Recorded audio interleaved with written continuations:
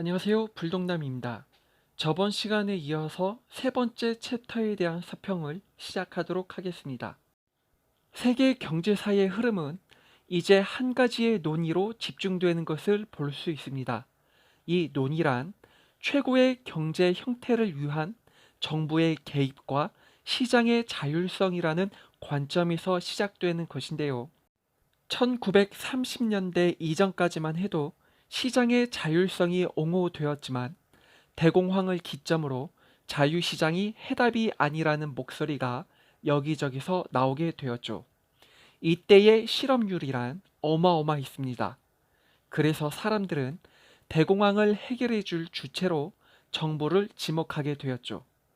정부라면 힘이 있으니 직접 일선으로 나서 해결해 줄 수 있다는 믿음이었죠. 이러한 믿음 가운데 어깨를 나란히 한 경제학자들도 있습니다. 대표적인 경제학자로 먼저 케인스가 있습니다. 케인스라는 이름은 익히 들어보셨을 겁니다. 케인스는 먼저 대공황이 발생한 원인을 분석하는데요. 그 원인으로 지목한 것이 소비가 적다라는 것이었습니다. 더 정확한 말로는 사람들이 상품을 많이 사지 않고 돈을 갖고만 있기에 경제 순환이 둔해졌다는 것이죠. 소비가 적을수록 공장은 일을 할 수 없게 되니 결국 노동자들이 회사에서 잘리게 된다는 것이죠. 그렇다면 케인스가 내놓은 방안이란 어떤 것일까요? 바로 정부가 개입하자는 것입니다. 그야말로 정부의 재정 정책이 필요하다고 본 것인데요. 정부가 빚을 내서라도 일단 시장에 돈을 어마어마하게 풀자는 것입니다. 세금을 감면시키는 방법도 시장에 돈을 푼다고 볼 수 있죠. 일단 이렇게 정부 재정 정책으로 돈을 풀게 되면 사람들 수중에는 돈이 많아질 것이고 이 돈으로 소비할 수 있는 역량이 커지므로 경제가 다시금 회복된다고 보았던 것입니다. 케인스의 이런 재정 정책은 필립스 곡선에 기초하고 있는데요. 필립스 곡선이란 시장의 돈이 늘어난다면 실업률이 줄어든다는 것입니다. 물론 시장의 돈이 늘어남에 물가가 상승이 되겠지만 이를 감안해서라도 실업률을 줄일 수 있다고 보는 것이죠. 케인스 다음으로 정부 개입을 옹호했던 또 다른 경제학자를 보도록 하겠습니다. 아서 루이스라는 경제학자인데요. 아서 루이스는 개발 경제학 분야를 개척했던 인물입니다. 그는 먼저 가난한 나라를 거론하며 정부의 도움이 왜 있어야 하는지를 설명하는데요. 가난한 나라에는 자체적으로 시장이 활성화될 수 있는 산업이 없다는 게 큰 약점으로 보고 있습니다. 산업이 없기에 사람들이 소비할 수 있는 경제적 능력도 없다는 것이죠. 설령 거대 산업이 있다 한들 또 다른 산업이 존재하지 않는 한 서로 간 상품 거래는 있을 수가 없습니다. 예를 들자면 거대 산업으로 신발 공장이 있다 합시다. 노동자들은 거대 산업인 신발 공장에서 열심히 일을 하고 그 대가로 임금을 받겠죠. 하지만 나라 안에 신발 공장만 있고 다른 산업이 없으니 소비를 못하는 현상이 발생하게 되는 것입니다. 옷을 사고 싶어도 옷 공장이 없으니 사지 못하게 되는 것이죠. 그래서 아서 루이스는 우선 산업 육성을 우선시해야 한다는 명목으로 정부 개입을 주장합니다. 정부가 나서서 투자를 하고 효율적으로 관리만 한다면 산업을 빠르게 육성시킬 수 있다고 보았죠. 이런 정부의 성격을 빅푸시라고 합니다. 대한민국에서도 정부 주도의 정부 정책이 있었죠.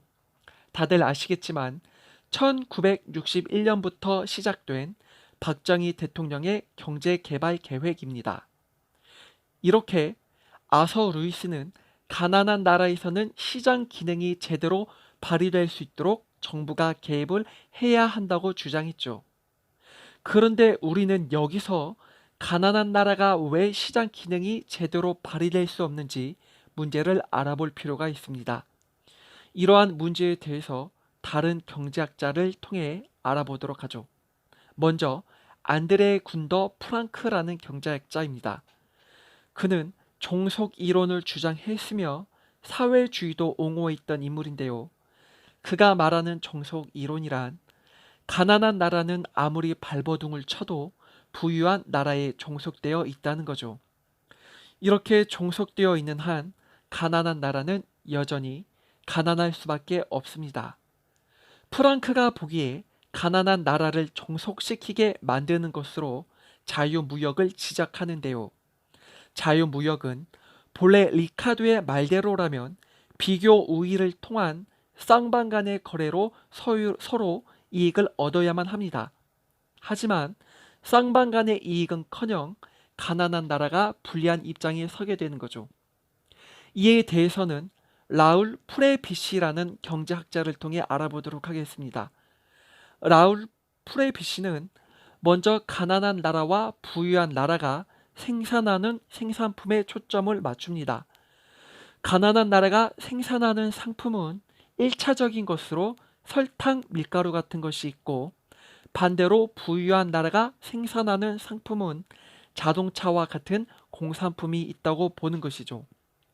하지만 문제는 생산품의 가격에서 상당한 차이를 보인다는 것입니다. 설탕과 자동차 가운데 가격을 비교하면 자동차가 월등히 높습니다. 설령 가난한 나라가 성장 추세에 있다 해도 잘 살게 될수록 가난한 나라의 공산품 구매는 높아져만 갑니다. 이런 이유 때문에 가난한 나라는 자유무역을 한들 항상 불리한 위치에 있게 되는 것이라고 보고 있습니다. 그렇다고 라울 프레비시는 프랑크처럼 사회주의를 옹호하지 않았습니다. 오히려 자본주의를 잘만 사용한다면 가난한 나라도 잘 살 수 있다고 보았죠. 이렇게 우리는 지금까지 정부 개입이 왜 필요한지를 여러 명의 경제학자들을 통해 알아보았습니다. 케인스라는 경제학자가 대표적인 인물이었죠. 그렇다면 이번에는 반대로 정부 개입은 오히려 해가 된다고 보는 견해를 봐야겠는데요. 그 첫 번째 인물로 밀턴 프리드먼을 말해볼까 합니다. 먼저 밀턴 프리드먼은 케인스를 강하게 비판하는데요. 케인스주의가 만들어낸 스태그플레이션을 기억하실 겁니다. 분명 케인스가 말한 대로라면 필립스 곡선이 보여주듯 정부 재정 정책은 실업률을 줄여야만 했습니다. 물가 상승을 감안해서라도 말이죠.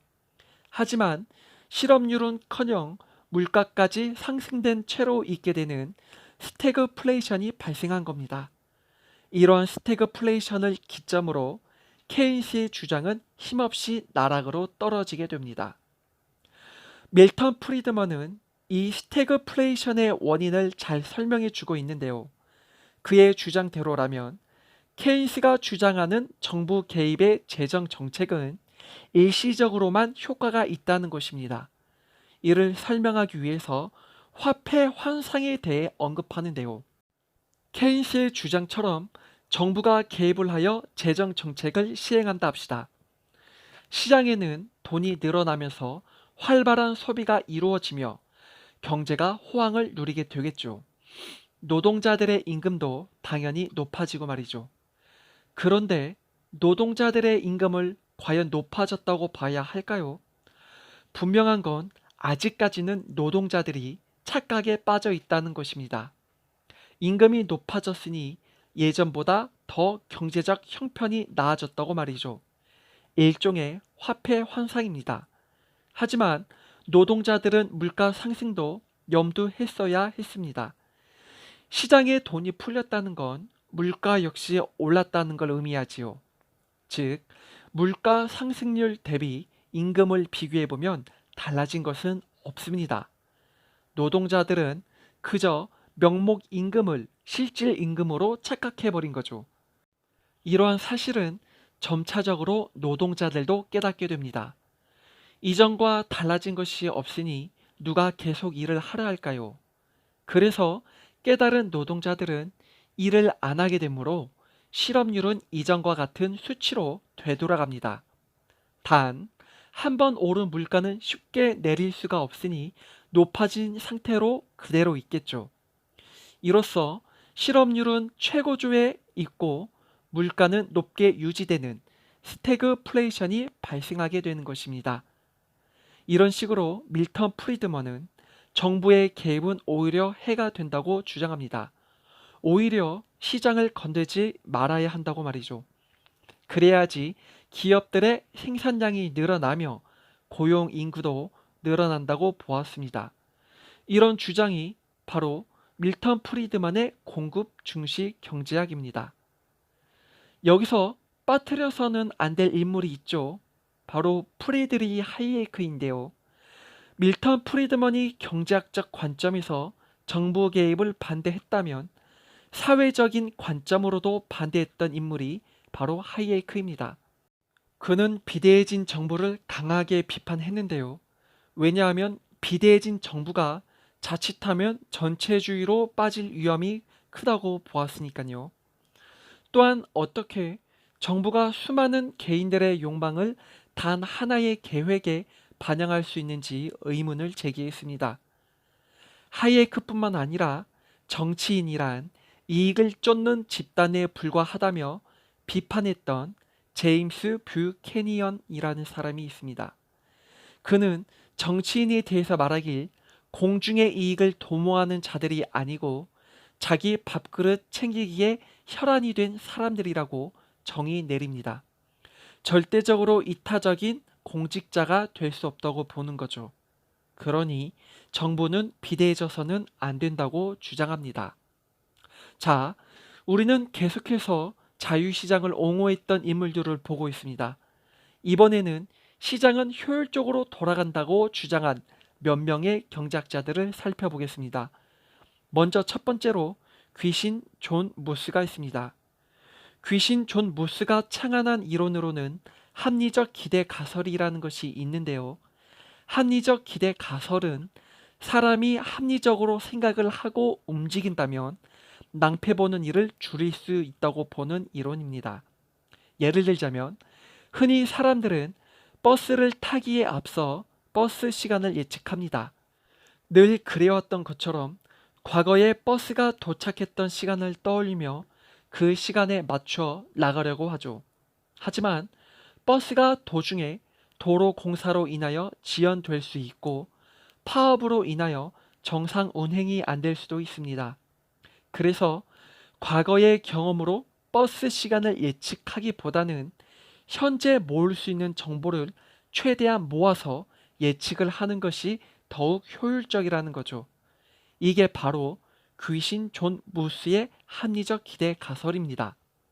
그리고 이러한 합리적 기대 가설을 발전시킨 인물이 있으니 유진 파마입니다.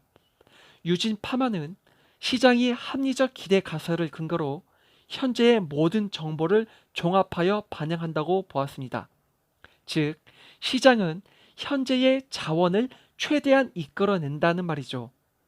이런 이론을 효율적 시장 가설이라고 하는데요. 마치 파레토 효율 상태로 볼 수 있습니다. 다음으로 합리적 기대 가설과 더불어 시장은 가격 조정을 통하여 빠르게 균형을 맞춘다고 주장한 인물이 있으니 로버트 루카스입니다. 루카스는 경제가 언제나 빠르게 조정 능력을 발휘해 실업을 몰아낼 수 있다고 보았죠. 이런 그의 이론을 시장 청산이라고 합니다. 이 같은 루카스의 이론은 루카스 학파의 사상으로 자리 잡게 되었고 새 고전주의 경제학을 만들어 놨습니다.